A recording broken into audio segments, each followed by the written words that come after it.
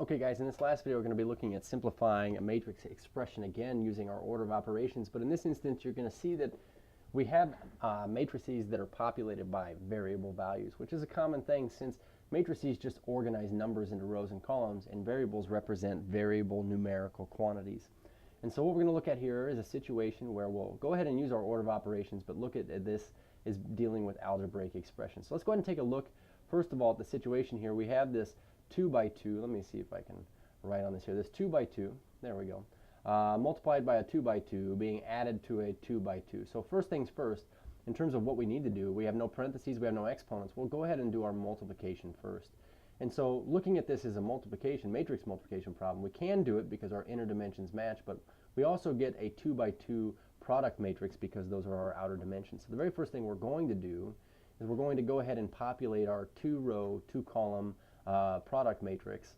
And so I'm going to give this 2 rows and 2 columns here, and then I'm just going to go ahead and carry down this other matrix that we're going to be adding on. So we have 3x, negative 2, 2x, and x. And so what we get in this case is essentially in the first row, first column here, we're going to get an algebraic expression. We're going to take our first row times our first column, but in this case we are multiplying variable things. So we say 2x times negative 2x would be negative 4x squared, and then we're just going to add that 2 now. We move over, we move down, move over in the row, move down the column.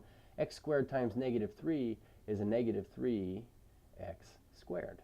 And so this is our new first row, first column entry. Let's go ahead and do our first row times our second column. We have first row times our second column. So first row times second column, we have 2x times xy. So it'd be 2x squared times y. That plus now we'll move over and we'll move down. We have x squared times y squared. We'll just say it's x squared y squared. Okay, let me try this again. X squared y squared. That looks a little bit tidier. All right, so now second row, first column. We'll take our second row times our first column. We have x times negative 2x is negative 2x squared. And we'll move over in our second row, move down in our first column. We have negative 3x times negative 3, which is 9x. So we'll add on 9x. And then last but not least, we have second row, second column. So we'll take our second row here times our second column here. So starting at the beginning of the row in the column, we say x times xy is x squared y. And this is plus now. We'll move over in our row, move down in our column. Negative 3x times y squared is just negative 3x y squared. Negative 3x y squared. So now the last thing we get caught up in doing is taking this 2 by 2 plus this 2 by 2. And the wonderful thing is a 2 by 2 plus a 2 by 2 is you just go ahead and combine corresponding entries here.